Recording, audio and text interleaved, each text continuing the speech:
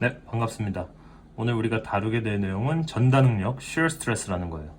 제가 이 개념을 좀 강의를 좀 준비하기 전에 저기 FECB practice problem에 있는 문제를 봤는데 정확하게 딱 한 문제가 있더라고요. 그래서 그거를 풀어보니까 상당히 난이도가 쉬웠습니다. 근데 이제 그거에 반대로 이 전다 능력이라는 개념은 조금 어렵거든요. 그래서 이 개념 강의를 준비를 조금 많이 했는데 그거에 비해서 연습 문제가 너무 쉬운 것 같아서 조금 허무했습니다. 그래서 아무래도 이게 응용이 될 수 있는 문제를 한두 개 더 다뤄야겠다라는 생각을 가지고 이제 오늘은 이 강의, 그냥 이 개념 강의를 먼저 좀 해보고요. 그 다음에 다음 시간, 그리고 뭐 더 나아가서 다다음 시간까지도 될 수도 있을 것 같은데 이제 문제풀이까지 한번 해내는 그런 이제 영상으로 한번 이 전다 능력을 커버하면서 재료역학을 좀 마무리하도록 한번 해보겠습니다. 그래서 오늘 이 전다 능력에 대해서만 좀 말씀을 드려볼 건데 개념에 대해서 설명을 드릴 건데 일단 결론적으로만 말씀드리면 전다 능력도 어찌저찌 해가지고 이제 결론이 도출이 되면은 마지막 이퀘이션 하나가 딱 나오는데 그 이퀘이션을 저는 지금 도출해내진 않을 거예요. 이 전다 능력이라는 개념이 어떤 식으로 적용이 되는지에 대해서만 조금 이제 그림을 그려가면서 설명을 좀 드려볼까 합니다. 우리 먼저 전다 능력이니까 전단과 응력, 말 그대로 이 shear과 스트레스가 합쳐져서 전다 능력이 된 거니까 이 말뜻을 하나하나 우리가 좀 이해를 해볼 필요가 있어요. shear라는 것은 무엇이냐면은 심플 빔에 우리가 P라는 외력을 딱 갖다 줬을 때 얘가 그냥 팍 하고 끊기는 그런 힘을 갖다가 전단력이라고 말했었죠. 그래서 그 shear stress, shear force에서 나온 그 shear가 바로 이 전단이 되는 것이고, 이 스트레스라는 것은 뭐였죠? 저희가 그림을 한번 그려보면 이렇게 생긴 애가 있다고 했을 때 P라는 외력을 갖다가 요 위에다가 한번 이렇게 딱 때려봤다고 생각을 해볼게요. 자, 그러면 우리가 배웠던 그 시그마라는 그 응력 변형률 제가 이제 강의에서 제가 말씀을 드렸었는데 그 시그마라는 그 응력 스트레스라는 것은 어떻게 표현했냐면 이 P를 받아내고 있는 이 에어리아가 있죠. 이 에어리아를 갖다가 우리가 A1이라고 잡아보면요. 여기서 발생하는 시그마라는 응력은 이 P라는 외력을 갖다가 전체 받아내고 있는 단면적으로 나눠주니까 전체 단면적에 해당하는 단위 면적당의 힘이 나타나는데 그것을 갖다가 우리가 스트레스라고 이렇게 말한다고 했었죠. 그 스트레스라고 할 때 얘를 이제 제가 그때 영어로 안 썼었는데 normal stress라고 하거든요. 이 normal stress의 이 normal이 뜻이 수직의라는 거예요. 그러니까 수직의, 어디서 수직이 나왔느냐? 지금 보시면은 이 P가 때리고 있는 그 방향과 이 에어리아가 있는 방향. 에어리아는 그냥 이렇게 있고 P가 위에서 때리고 있잖아요. 그러니까 얘네 둘이 수직을 이루고 있다는 거예요. 그렇기 때문에 normal stress가 되는 것이고, 역시 마찬가지로 지금 같은 경우는 압축력을 받고 있지만 위로 당기는 인장력이 발생할 수도 있겠죠. 인장력이 발생할 때도 역시 이 에어리아와 인장력 방향도 역시 위쪽 방향이기 때문에 수직인 그런 상태를 나타내기 때문에 뭐 인장 응력이라든지 아니면 압축 응력 그 두 가지 응력들은 우리가 normal stress라고 구분을 짓습니다.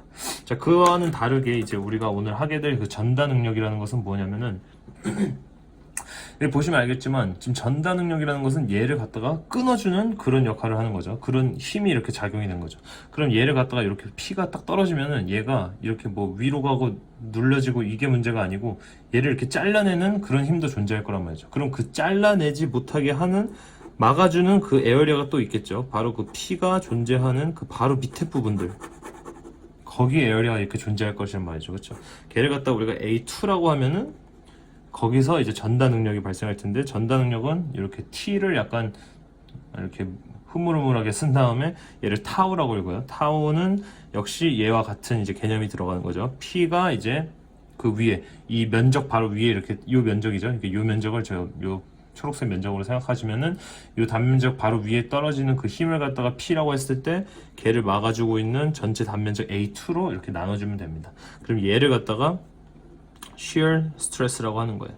자, 그랬을 때 제가 아까 말했을 때 그랬을 때 이 shear stress 전다 능력과 normal stress라는 이 수직 응력 이랑 어떤 차이가 있느냐를 먼저 좀 볼 필요가 있는데 이 수직 응력들은 이 P라는 외력을 갖다가 받아주고 있는 단면적이 골고루 distributed load로 그러니까 등분포 응력으로 갖다가 이 P를 소화해 준다라는 가정이 있습니다. 근데 그거와 다르게 이 shear force, shear stress라는 것은 이 P가 지금 위에서 때리고 있잖아요. 이 위에서 때리고 있을 때 이 모든 면적이 이 P를 동등한 그 등분포한 응력으로 받아내지 않는다는 게 가장 큰 핵심이에요. 그러니까 이 모든 면적에서 얘 같은 경우는 뭐 이 포인트나 요 포인트나 요 포인트나 똑같은 그 응력 값을 갖고 있었는데 얘 같은 경우는 얘 같은 경우는 요 포인트에서 응력이 다르고 요 포인트에서 응력이 다르고 요 포인트에서 응력이 다릅니다. 그렇기 때문에 그거에 대해서 우리가 그림으로 어떻게 설명을 할 수 있는가에 대한 강의가 바로 오늘 강의가 될 것 같아요.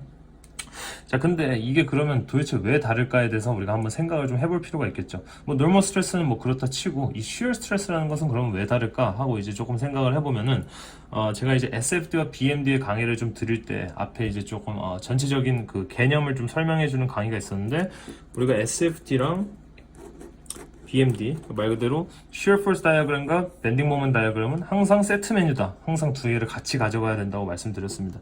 자, 왜 그러냐? 우리가 이런 빔에다가 P라는 외력을 주면요, 얘가 잘리는 그런 전단력도 발생하면서 동시에 어떻습니까? 이렇게 휘어지는 밴딩 모멘트도 발생하죠. 그래서 얘도 우리가 체크해야 되고 얘도 체크해야 하기 때문에 그거에 해당하는 다이어그램들, 힘에 대한 다이어그램을 두 개를 그려본 거죠. 역시 마찬가지로 지금 얘같이 이렇게 P가 떨어졌을 때 얘를 끊게 해주는 전단 응력이라는 것이 이렇게도 발생할 수 있지만 방금 말했듯이 이런 이제 밴딩 모멘트, 이런 어떤 굽힘력도 발생한단 말이죠.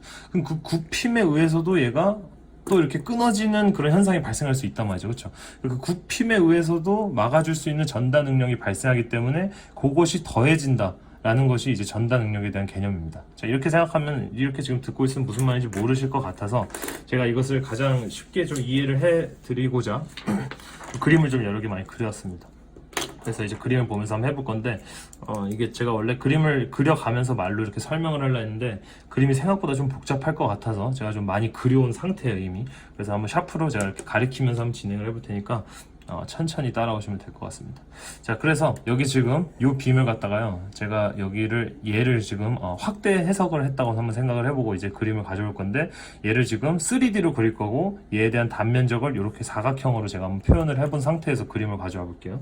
자, 그랬을 때 P가 딱 떨어진다면은 아까 그 밴딩에 의한 전단력이 발생한다고 했죠. 그러니까 밴딩에 의한 전단력이라는 것은 뭐냐면은 이 중립축을 기준으로 지금 위쪽 방향에 3D로 그렸기 때문에 약간 모래시계가 이렇게 좀 두께가 있는 그런 모래시계가 되는 거죠. 이 초록색으로 제가 그린 건 아직 신경 쓰지 마시고 이렇게 해서 이제 힘이 갖다 때릴 겁니다. 이 중립축 기준으로 밑에 쪽은 인장력이 발생하기 때문에 이 단면적 안쪽에서 얘와 똑같은 애들이 이렇게 인장력으로 당기는 힘이 발생할 것인데 제가 선이 많이 겹칠 것 같아서 거기는 안 그렸어요. 그래서 그냥 위에만 한번 본다고 생각을 해보시면은 지금 이런 식으로 받아주고 있죠. 그렇죠? 그래서 이 뉴트럴 액세스라는 것은 이제 뭐 센트로이드 포인트를 기준으로 이 위에는 압축력을 받고 밑에는 인장력을 받는데 이 센트로이드 포인트가 있는 지점에서는 아무 힘도 받지 않는다라는 게 이제 관건이죠. 그랬을 때 제가 이렇게 자세하게 보시면 여기 초록색으로 제가 이렇게 좀 섹션을 나눠놨습니다. 위에 거 하나, 밑에 거 하나 해서 두 개를 나눴는데 이 위에 거부터 제가 한번 여기다가 확대 해석을 한번 해봤다고 생각을 해볼게요. 죄송합니다. 자, 그래서 위에 거를 한번 보니까 위에서 이렇게 P라는 외력이 딱 때렸을 때 가장 먼저 걔를 갖다가 받아주는 그 위쪽 포인트에서, 그러니까 위쪽 면에서 가장 가까운 어떤 미소의 면적을 제가 지금 이렇게 초록색으로 그렸고, 그러니까 초록색으로 이렇게 표시를 했고 얘를 갖다 확대를 한 거예요. 그랬을 때 얘가 가지고 있는 그 압축력을 갖다가 얘를 P1이라고 해볼게요. 그럼 이런 식으로 3D 입체니까 이런 식으로 받아내겠죠. 그랬을 때 이 얘를 갖다가 알짜 힘이 0이 되게끔 요 어떤 우리가 미소의 면적을 잘라놓은 요 이제 직륜 면체가 움직이지 않게끔 힘의 평형 조건에 들어가기 위해서는 얘를 막아줄 수 있는 그 힘이 발생해야 되는데 그 힘이 어디서 발생하느냐 하고 보니까 요 밑에 단면적에서 에어리아를 가지고 있는 요 밑에 단면적에서밖에 얘를 받아낼 수 없다는 거죠. 왜 그러냐면 이 위에는 지금 프리한 상태고, 그쵸? 이 옆에도 다 프리한 상태이기 때문에 얘를 받아줄 수 있는 그 어떤 내력이라는 것은 요 밑에 단면적과 걔가 이제 단면적과 이제 평행한 그 힘들, 응력들이 존재할 텐데 걔를 갖다가 우리가 shear 응력이라고 우리가 생각할 수 있다는 거예요. 그래서 이 shear 응력은 아까도 말했듯이 이 단면적을 A라고 하고 이 화살표가 이제 얘와 반대가 되겠죠. 그래서 이렇게 파란색으로 이 단면적의 밑에 부분에다 제가 그린 건데 걔를 타우1이라고 표현을 한다면 P1 over A 하면은 거기에 해당하는 타우 1 값이 나오겠죠. 자, 이렇게 똑같이 이제 진행이 되는 겁니다. 그래서 이제 제가 두 번째 것까지 한번 미소의 면적을 표현해 봤는데 그 미소의 면적까지 해가지고 이 두 번째에다가 한번 그림을 그려봤어요. 자, 그렇게 되면은 이 P2가 아까보다 P1보다 조금 더 커졌습니다. 지금 그림을 잘 보실 수는 모르겠지만 왜냐면은 이게 압축을 받는 요 단면적이 넓어졌죠. 지금 이 중립축을 위쪽으로 압축력을 계속해서 받을 텐데 압축력이 어쨌든 그 미소의 면적이 2개가 됐기 때문에 2배로 더 많은 압축력을 받기 때문에 P2는 P1보다 클 것입니다. 역시 마찬가지로 이 전체적인 압축력을 받아낼 수 있는 그 에어리아와 shear force의 방향은 이 전체 사각형의 요 밑에 단면적과 그쵸? 그리고 이런 식으로 방향이 존재하는 타워 2가 되겠죠. 그랬을 때 얘를 A라고 그냥 뭐 똑같이 A라고 잡았어요. A라고 하고 타워 2라고 했을 때 이 타워 2는 P2 over A가 되겠죠. 이렇게 해가지고 제가 이제 여기는 안 그랬지만 중립축까지 왜 중립축까지 할 거냐면은 중립축에서 가장 많은 그런 이제 압축력들을 받아낼 것이기 때문이죠. 그래서 중립축까지 제가 이제 그림을 그려본다면은 P3라고 제가 표현을 했고 이 P3라는 것은 가장 큰 압축력에서부터 여기 중립축이 되는 순간에는 빵이죠. 그래서 가장 큰 삼각형의 모양이 완벽한 삼각형 모양을 이렇게 나타나게 될 것이고 걔를 역시 받아줄 수 있는 에어리아와 shear stress는 요 맨 밑에 있는 에어리아와 shear stress 타워 3가 될 것입니다. 그래서 이 타워 3는 P3 over A 하면은 역시 타워 3 구할 수 있겠죠. 자, 이렇게 3D로 하니까 조금 어려울 수 있을 것 같아서 제가 2D로도 한번 준비를 해봤어요. 같이 한번 보여드리면 맨 처음에 1번의 그림을 갖다가 제가 이렇게 표현했습니다. 이쪽에서 우리가 바라보면은 이런 식으로 그림 나오겠죠. 에어리아는 제가 여기 색칠할 수 있었지만 여기는 저쪽 페이지 바깥쪽에 있는 면 쪽에 이렇게 존재하기 때문에 그림을 안 그렸고 어찌됐든 이 사각형 미소의 면적 하나만 우리가 갖다가 따졌을 때는 P가 왼쪽으로 때리고 있으니까 거기에 해당하는 타워 1이라는 shear stress 이렇게 발생할 것이고 두 개를 본다면은 이런 식으로 된댔죠. 역시 타워2가 이렇게 존재할 때 P1보다 더 큰 P2라는 그런 압축력을 갖다가 이겨내고 있을 것이다 라는 것이었죠. 그래서 우리가 P3까지 했단 말이죠. P3라는 것은 이 neutral axis까지 해당되는 그 타워 3의 값을 우리가 얻고자 한 것이고 아까 말씀드렸다시피 타워 1, 타워 2, 타워 3를 비교했을 때 타워 3가 더 많은 가장 큰 힘을 갖다가 캐리를 해야 되기 때문에 가장 큰 값이 이렇게 부등호로 표현이 될 수 있겠죠. 아까 3D에서 표현 못했는데 이번에 2D니까 밑에까지 한번 가본다고 생각해 볼게요. 이 중립축을 기준으로부터는 이제 힘의 방향이 바뀌죠. 여기서는 이제 인장력이 발생하죠. 인장력이 발생하지만 아직도 우리가 맨 끝에까지 가지 않았기 때문에 요 밑에서, 요 밑면에서 타워 4라는 전단 응력이 또 발생할 것입니다. 그렇죠? 근데 보시면 알겠지만 여기 이만큼의 어떤 힘을 도와주는 그 힘들이 생겼죠. 그러니까 타워 3보다는 타워 4가 좀 더 작겠죠. 여기서 이만큼의 도와주는 힘들이 생겼으니까요.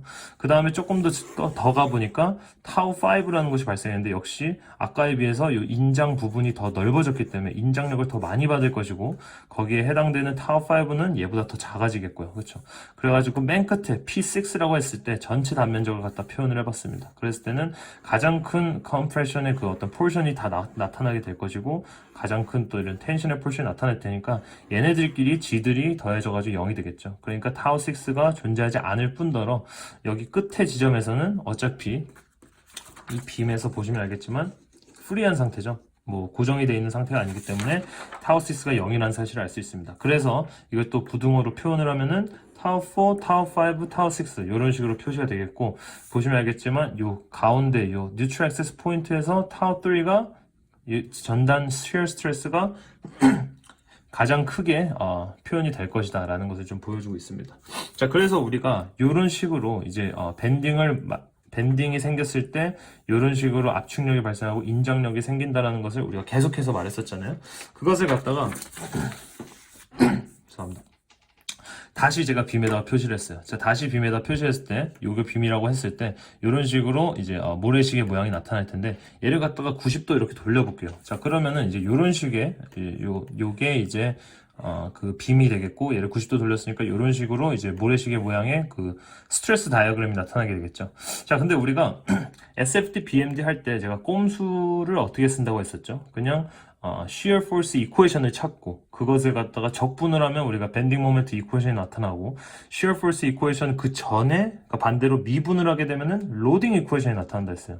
지금 같은 경우는 얘가 지금 load stress 다이어그램이죠. 얘가 지금 압축력에 대한 압축 스트레스에 대한 얘도 인장력에 대한 인장 스트레스에 대한 스트레스 다이어그램을 나타냈기 때문에 걔를 갖다가 우리가 load 다이어그램이라고 생각을 할 수 있겠고 걔를 갖다가 적분을 함으로써 우리가 shear 다이어그램을 얻을 수 있겠죠. 그래서 얘를 갖다가 우리가 그냥 함수식으로 꼼수할 때 함수식으로만 보니까 함수식으로만 따지면 기울기만 갖다 따져보자라는 거예요. 그러면 얘는 y는 마이너스 x꼴을 나타내고 있죠. 이런 식으로 생겼으니까. 걔를 갖다가 적분을 하게 되면은 shear force 다이어그램을 얻을 수 있는데 적분을 하면은 차수가 하나 늘어나겠죠. 뭐 플러스 c 뭐 그런 거 있겠지만 그런 거 신경 쓰지 말고 우리 기울기만 보자라는 거예요.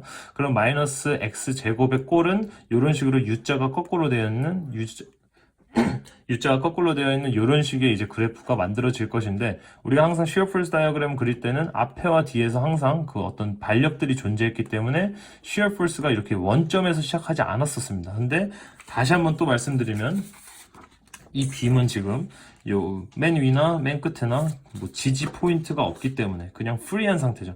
프리한 상태에서는 전단력이 빵일 수밖에 없죠. 그렇기 때문에 이런 식으로 우리가 나타난다는 사실을 알 수 있어요. 자, 걔를 갖다가 다시 90도로 돌리면은 이런 식으로 되겠죠.